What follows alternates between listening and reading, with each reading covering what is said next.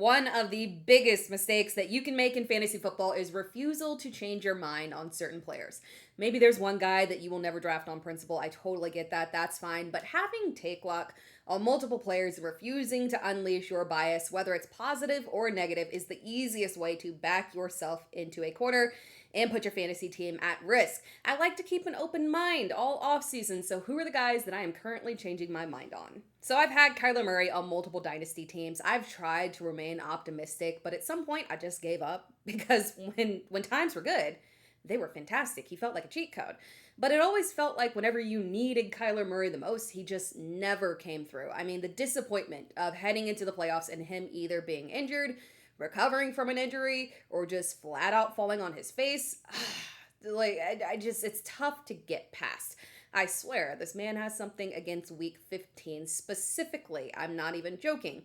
And you're literally praying that he can make it through a full season healthy. So based on my personal experiences, the fact that this man has literally played one healthy season over the past 5 years, the fact that his passing stats have tended to be rather mediocre, and the fact that we are very reliant on his legs, I had full intent of not messing with Kyler Murray this season outside of the one Dynasty team where I was not able to offload him. But I might be coming around to the idea. Coming around to the point where I'm going to be drafting him crazy on multiple fantasy teams? Absolutely not. But coming around enough to say that he is a good pick for his value, and I do now feel comfortable if he's starting drafting Justin Jefferson. Yeah, I might be getting there. It's going to take a little bit more work, but I think I'm getting there, right? And quite frankly, it's less about me having confidence in Kyler, because I don't know if I will ever truly have confidence in him, but more about the fact that I do really value Kevin O'Connell's mastery of quarterback rehabilitation. We have seen him be able to work with all kinds of quarterbacks. I mean, I'm even convinced that that tiny little stint that Daniel Jones spent in Minnesota helped him as well. So if I believe that he can literally do that for every other quarterback, why not Kyler Murray? Why can he not rehabilitate him? And again, this belief is very critical for Justin Jefferson. All things equal, I'm not touching Justin Jefferson at his price if JJ McCarthy is the quarterback. I'm not doing it. I'm not doing it. I mean, perhaps there are limitations and Kevin O'Connell cannot fix what never really worked in the first place, but we do at least know that Kyler was working at some point, and perhaps Kevin O'Connell can get him back to that place. Because when it comes to JJ McCarthy, it was painful watching him be unable to target one of the most talented receivers in the league. At the very least, we have evidence that Kyler Murray can supply a wide receiver one, so there's hope.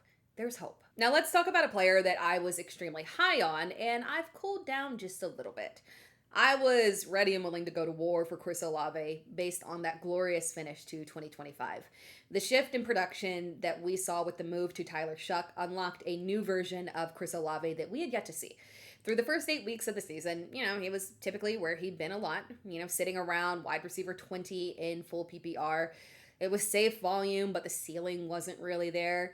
Tyler Shuck boosted Olave literally into the top 5 when he was averaging nearly 16 fantasy points per game, and finally, praise Lord, started actually finding the end zone with consistency. So shout out to Tyler Shuck on that one. Finally, the wide receiver one that we always knew he could be, right? But as the months have gone on, and after the Saints drafted Jordan Tyson, I've talked myself down a little bit, which, was basically that I was willing to die on a hill and draft Olave with reckless abandonment. I might be being dramatic, but really and truly, I was pumped, right? I'm going to exercise more caution and not be too aggressive, because this is kind of similar to what we saw in 2024 with Bo Nix and Courtland Sutton, and then the rapid downturn in production for Sutton in 2025. I definitely got burned by Sutton last year. I will not lie about that. In Bo Nix's rookie season, we saw that same type of back half of the season progression that pushed Courtland Sutton into top 5 fantasy production, right? I expected that continuation to come in 2025, and it was an absolute bust for the expectations that we had. And that didn't even, require the addition of a big name to do that. No, it just took the young talent on roster taking a step forward. So exercising caution with Olave doesn't have to be just about Jordan Tyson. It can be about the natural progression forward for everyone in this offense. A more productive run game with Travis Etienne compared to the wide range of practice squad players that the Saints were rolling out in the back half of the season last year, or broken down Alvin Kamara, or even just younger depth receivers stepping up. And of course, while I do think Tyler Shuck does profile as someone to take a leap forward and progress in year two, and I'm very excited about that, there is always the possibility of regression. I still believe that Olave has top five potential yet again, but low end wide receiver one, high end wide receiver two is more realistic. So I'm not fading him by any means. I'm just cooling down from the very aggressive stance that he is going to be the most boom player ever, and saying that, hey, maybe we need to like just chill a little bit and be a little bit more realistic. I can count on one finger the number of times that I have drafted Marvin Harrison Jr. over his young career. Yes, one finger. I'm not joking. Literally, exactly one time. Because he's always been very overvalued, and I just didn't think it was worth it, right? And Trey McBride, reality is, he is just the more reliable, better fantasy asset, period. And that is how he has been treated in that offense, right? When we've seen promise from Marvin Harrison Jr., but it's been, very boom, not a lot of prolonged success here. And it's not just team and quarterback situations. A lot of that was on him, a lot of mental mistakes and drops that were just wildly unnecessary, and he knows it too. But he also seems like he wants to improve and, make up for those issues, right? And the perfect person to do that with, ironically, is Jacoby Brissett. You guys know that I love Jacoby Brissett. I pray that he starts an entire season because he was a godsend for our fantasy assets last season. Woo! What a time to be alive with him and Trey McBride and Michael Wilson. And unfortunately, Marvin Harrison Jr. just got left out in the dust, right? Because he was dealing with injuries. And when we're looking at 2026, unfortunately, the Cardinals do have a very brutal schedule, but that's not necessarily the worst thing, right? They're going to lose often, all the time, probably most of the games. They're going to be chasing points. They will be severely outmatched all season long. And Jacoby Brissett can throw 40-plus attempts with ease and give us fantasy points. And we want Marvin Harrison Jr. to be one of those guys. It's tough to truly assess the upside that he has with Jacoby Brissett because Marvin Harrison Jr. was concussed last season in Jacoby Brissett's first start. The second game was against Green Bay, who does have a penchant, I would know, right? Who does have a penchant for being able to strategically clamp down wide receiver ones. Then he had solid games against Dallas and Seattle, seeing 22 targets in total with 2 touchdowns, and then he got injured. So all things equal, we did see a little bit of promise right there. We just didn't get to see a lot of that combined Marvin Harrison Jr. and Jacoby Brissett. Because when he did return, he was very clearly playing through an injury and limited, right? So we can't even use that return statistics as a sample size. So don't panic, right? When you're thinking of Marvin Harrison Jr. and looking at the stats with Jacoby Brissett and saying he didn't thrive, it's going to be Michael Wilson. Because all things equal, yeah, when we go back and we look at it, Marvin Harrison Jr. has consistently, over multiple years, including last year when he was on the field and healthy, played above Michael Wilson. So while I love Michael Wilson, don't underestimate the value that Marvin Harrison Jr. can bring to our fantasy teams, especially where this ADP is going to be for him, right? The only issue that I have here, and which is why the ADP needs to stay low, is the problem is that they are going to lose a lot. and how long are they going to lose with Jacoby Brissett at quarterback before they try and say, okay, let's see what we got in Carson Beck, right? If it works out, perfect. We don't have any problem, and we can continue on positively with, Marvin Harrison Jr. If not, there is where the issue lies, right? And why he has to stay at a low end wide receiver 3 at best in ADP, right? Because more than likely, if they move on from Jacoby Brissett and start Carson Beck and things go sideways, they're not going to have the ability to go back to Jacoby Brissett because he will be disgruntled and he can just refuse to go out there and say he's injured, right? So there is risk associated with it, but at his ranking right now, it's not exactly a roster destroyer. You draft him as your wide receiver 3, and he whiffs. No big deal. You were drafting him to be a flex option, right? You weren't making a massive investment into him. If he hits, you hit on good value here. So I'm definitely coming around to it. It's in a very workable range to where I could maybe see myself with a couple of Marvin Harrison Jr. shares this season. So I talked about the Rams backfield in my running backs committee video and some smaller videos, and the feedback is always not very happy when you say that the Rams backfield is a committee, because you get a lot of people that get a little offended on Kyren Williams' behalf, right? And it's not to knock Kyren Williams down or say that his job is being taken, but it's just that we do need to acknowledge that the production that we saw from both of those running backs in the back half of the season was a blatant shift from the previous usage that we had seen from Kyren Williams before they started using Blake Corum, right? Just go back to 2024 and look at the stats for Kyren Williams. The appeal of him as a running back was that he was getting upwards of 80% of snaps, right? It was a subpar day if he had 15 carries. We were expecting 20 plus for him.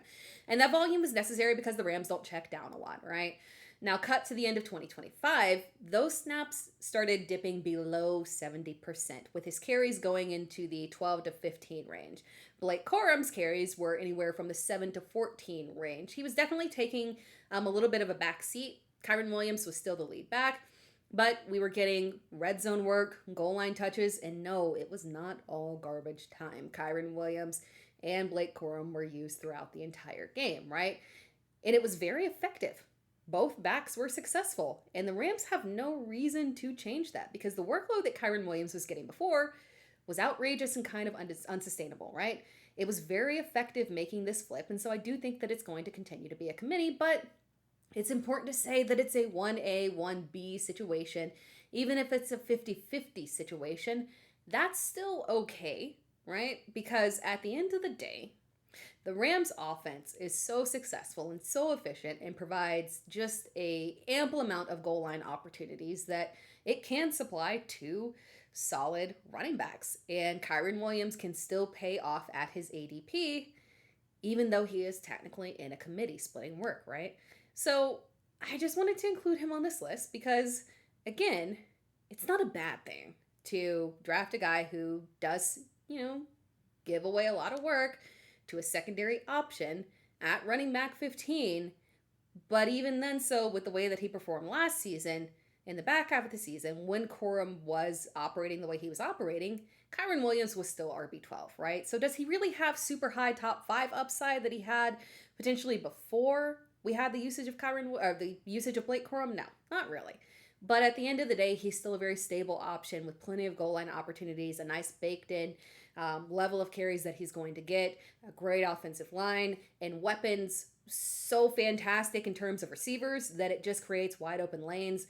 And so they are very efficient runners with the 12 to 15 carries that he's going to get, right? So it's not an issue. And if Blake Corum were to get injured, again, the upside would be significant. So a guy that is guaranteed to be a low-end RB1 and would have league-winning production if he were the only back, yeah, let's not squabble over ADP. I think I'm coming around to saying, hey, yeah, it's a committee, but we should still feel very comfortable with Kyren Williams. I am coming around to Brian Thomas Jr. As much as I didn't want to, I'm doing it. I have to. I feel like I'm obligated to. Now, you guys know that I am a card-carrying Parker Washington truther. That is not changing, right? I've got loyalty to him. He stepped up for me when I needed him the most. So you're my homie for life for that, right? But seriously, we talked about this in a previous video. I do love Parker Washington for his value. Again, provided that he is not splitting time with Travis Hunter, and Travis Hunter is primarily on defense, right? He would have massive upside. But that does not mean that Brian Thomas Jr. still can't have a strong year and be a good fantasy target for us. Now, I do think we need to temper our expectations on the bounce back. I don't think that it's going to be a bounce back to what we saw in the rookie season in that back half absurd run that we saw, because this is a very different offense, right? Again, temper our expectations, because as much as you guys have seen me whine about the Broncos receiving core, the Jags also have a very similar problem. We just don't talk about it enough. They have way too much depth, right? It's a little less noticeable because a lot of the lower names aren't as flashy as the combination of Cortland Sutton and Jalen Waddle, right? But at the end of the day, and also, side note, it's less noticeable because the Jags don't check down that much. Broncos check down a lot. Jags, not so much, so there's a more concentrated target share going to the wide receiver position, right? So it can provide 3 fantasy relevant wide receivers at a reasonable ADP, right? And then when we look at Brian Thomas, he was playing injured last season, right? So you can make the excuse to why there was the nasty regression from his rookie season. He claims that he's healthy now. We know the upside he offers. So if his ADP does not elevate past a mid to low end wide receiver 3, I can see myself drafting him to get a little diverse, right? But again, it does have to stay in that range because they are deep, right? And Liam Cohen runs a very strategic offense. He's a very intelligent coach. They aren't just hyper targeting one player for the sake of his talent. That's what I'm talking about, where we can't look at the rookie season and say we can get back to that, because that was a different offensive system. We're not going to see that level of hyper targeting to one player consistently week after week after week after week, because Liam Cohen is playing matchups, right? So when the corners are locking down Brian Thomas Jr. and Jacoby Myers, they're not just saying, okay, we're still throwing 10 targets at Brian Thomas Jr. regardless. No, they shift, and that is where you get those 10 targets thrown to Parker Washington, right? So with the depth that they have, the odds of Brian Thomas Jr. consistently hitting top 10 numbers are very slim, but a prime bounce back and payoff at his ADP, very realistic. I could be in. Thanks for watching this video. If you enjoyed the video, be sure to like the video and subscribe to the channel. You can find me across all social media platforms at It's Tera Time. I am also live every Wednesday on YouTube at 8 p.m. EST, so make sure that you stop by and chat. It is always a good time. You can ask me any questions that you want. You can also subscribe to my Substack if you want to support me another way. And if you are looking for new fantasy football tools in 2026, look at Player Profiler. You can use my promo code TERA for 25% off at Player Profiler.